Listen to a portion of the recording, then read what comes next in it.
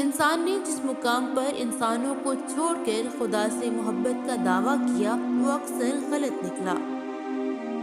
جو انسان اپنے ارادے کا پکا ہو وہ دنیا کو اپنی مرضی کے مطابق ڈھال سکتا ہے اور اپنی منزل کو حاصل کر سکتا ہے۔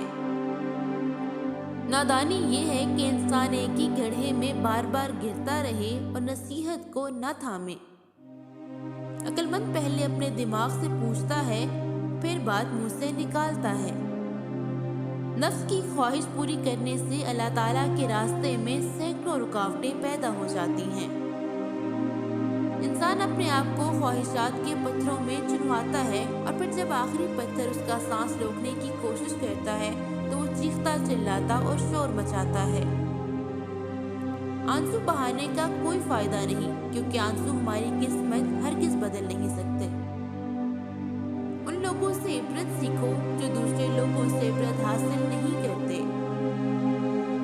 زمانے کا شکوہ نہ کرو بلکہ خود کو بدلو، کیونکہ پاؤں کو گندگی سے بچانے کا طریقہ جوتے پہننا ہے نہ کہ پورے شہر میں قالین بچھانا۔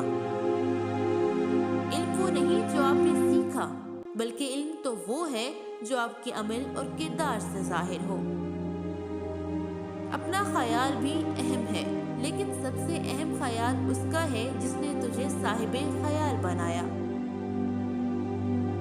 مومن کی راحت اس میں ہے کہ اگر غفلت ہو گئی ہو تو سجدے میں گر پڑے اور اگر گناہ ہو گیا ہو تو توبہ کی فکر میں لگ جائے۔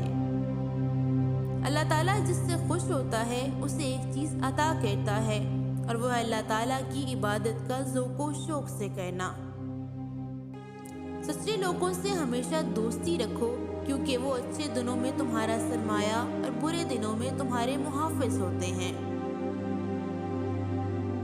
جس چیز کو تم گوا چکے ہو اللہ تعالیٰ تمہیں کسی نہ کسی نعمت کی صورت میں تمہیں لوٹا دے گا۔